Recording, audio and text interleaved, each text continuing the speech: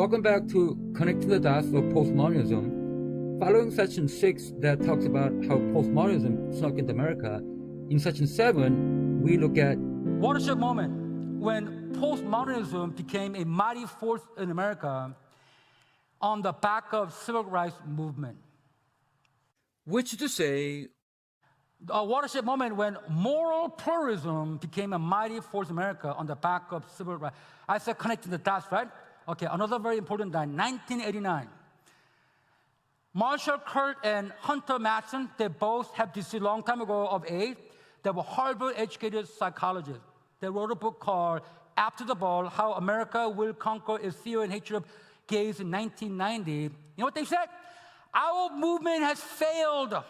We failed to win the approval of Americans because for us, our movement is not anywhere near as effective as Black civil rights because we put so much emphasis on sexual freedom that American public think that homosexualism is all about just sex. We failed. We have to figure out another way to appeal to American public. So they wrote, the gay movement hasn't gone nearly so far as the Black civil rights. Yes, our lifestyle is now public, but hatred and contempt for gays are far from where they were 25 years ago. And we put much of the blame for the revolution's failure on gays themselves. So what do? Instead, the emphasis should be on civil rights and fairness, concerns that appeal to all Americans. Gay needs to project an unthreatening, respectable images to the straight world. That's the first time that I know of that these homeless intellectuals, very respectable people, said, let's mimic the civil rights movement. The first time they began to express their grievances in terms of civil rights. Stage 2, a decisive moment in American history when the transformation of gay image took place on the back of the civil rights movement, then followed the same-sex marriage, transgenderism, and non-binary gender. It all snuck in through identifying gay rights with Black civil rights. It was 1993, connecting that, Gay March on Washington, D.C. These are the photos that you would have seen had you seen read magazines or newspaper articles. These are the type of photos selected to accompany the magazines and newspaper about this particular march that drew allegedly 1 million people. It was a big deal. It was a big deal. It was tailored after March on Washington in 1963. They said 1 million people came. 1 million people. Wow, that's a lot of people. At the time, because of my research, I was subscribed to a ton of magazines, some from England, and this is economics. And I was perusing through the article, and I found an article that stunned me. What the mainstream media in America refused to address. This is the beginning of fake news, as we know it today. If economics did not reveal this is not a tabloid, okay? This is not a Mirror or anything like that. This is one of the top periodicals in England. This is the article, Cover Up Uncovered. I'm going to read this to you. Revisionists are already at work on April 24th Gay March in Washington. At the time, the television network served the images of gap-wearing middle managers having a day out. Those who went down to the mall to look also noticed bare-breasted lesbians. Some would ring through their nipples, men in leather trousers and studded harnesses, and T-shirts proclaiming every 10th Jesus is a queer. Some of the speeches were less than soothing too. What happened to those unsettling images? The networks did not report them, nor did the press. The network power decided what can be thought at the moment, and they decided that nobody will think that gay rights movement is about sexual deviancy. So we will not include any pictures, any stories of that nature. They completely erased that from reality. And no one knew it because nobody reported it. I didn't know. The network did not report them, nor did the press. Journalists tend to march with the gays in spirit, believing that they had a case and were an important constituency, as they are, for the Democratic Party. 1 million? Are you kidding? Still impressive, it was 300,000 according to Park Police. We never heard it because what can be thought at the moment is that it drew 1 million people, and that's what we thought. Fake news? This is a clear example that to mainstream media, the main member of the network power that presents what they want us to believe, being morally right, their version of morality that goes against biblical morality, being morally right is more important than being factually correct. It was not lack for space. Most newspapers devoted pages to the subject, but they did not want to offend the public. Most important, they had billed the march as a civic rights story. In 4 years, the vision of Claremont was successfully realized. From then on, I must tell you, the news has been editorialized to fit into a discourse, a narrative. We no longer have news. We have narrative and discourse. And I believe it began critically in 1993. So talk about postmodern network of power.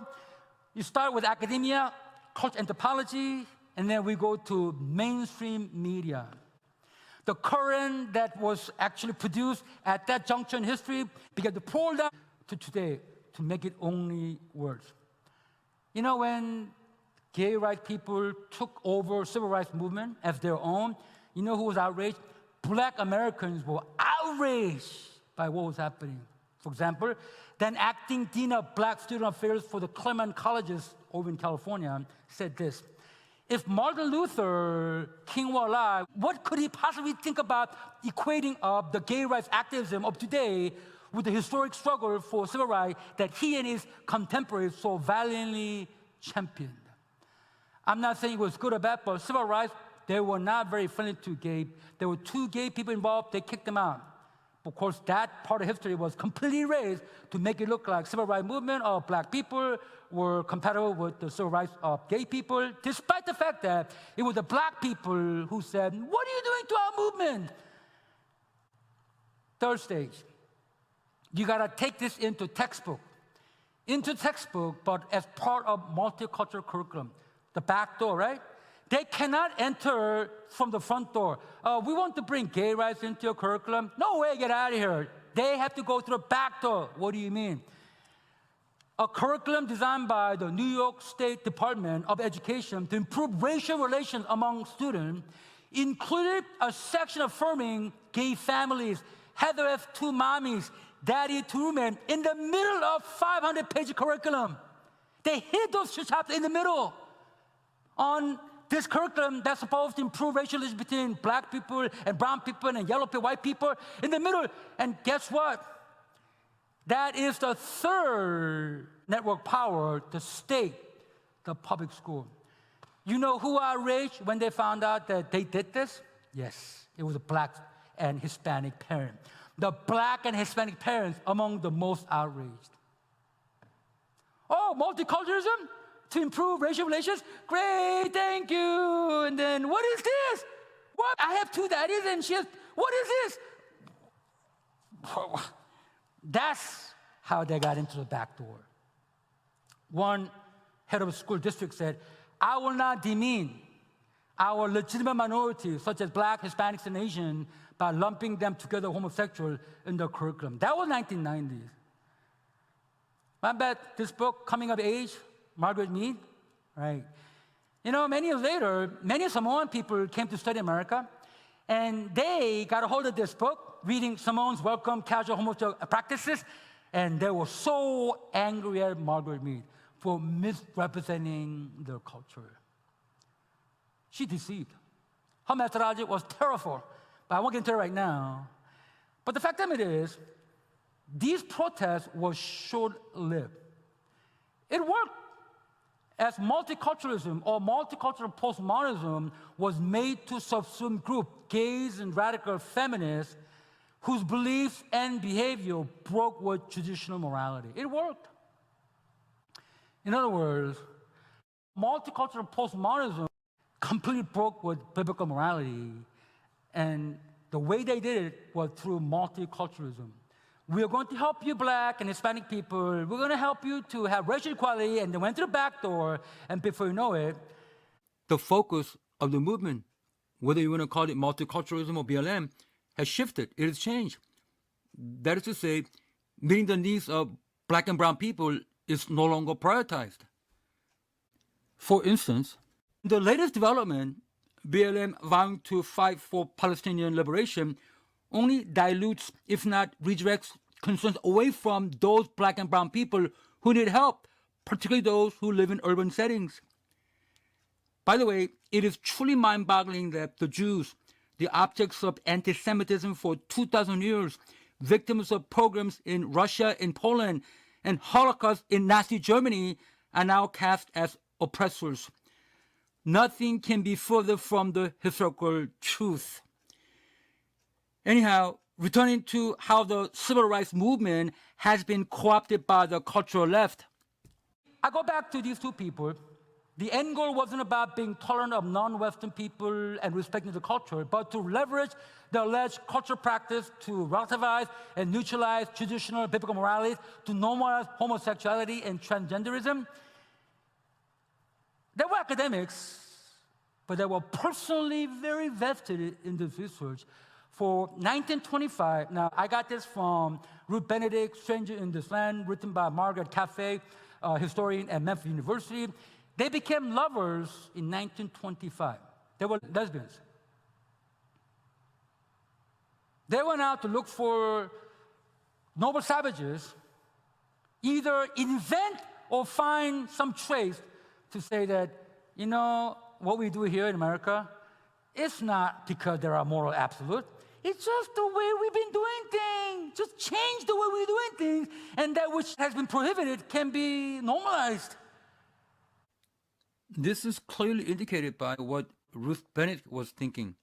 She wrote, "The evidence from old fieldwork show that many moral conflicts, as Bennett wrote, which we now culture in 1923 regarded as the inevitable lot of human nature, were by no means universal." To what extent that they became lovers played a role in the research, I do not know, but I know this. These two people, according to Margaret Caffey, mapped out plans to investigate them in the field so that someday we might really know. They speculated together on what in society derived from biology and what from culture. The conclusion? Biology has nothing to do with it. It is all culture. Culture defeated nature. Social science defeated biology. From the start, BLM has copied their playbook. This article titled "From the Start, Black Lives Matter" has been about LGBTQ lives. Well, they added their own play, living like a true Marxist, living it up.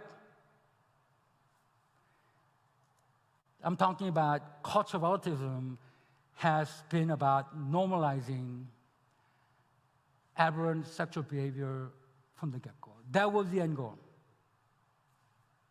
Margaret Mead and Ruth Benedict, to the extent that they went out with academic interest, they were looking for culture that would validate their lifestyle choices. And that became textbooks that affected the rest of social science to this day. This is the beginning of the PM Kool-Aid in America. Those are what I present, the goal of cultural relativism. Here, change our take on groups like BLM. You go to the webpage, no more family, LGBTQ. Really? I thought it was about race relations.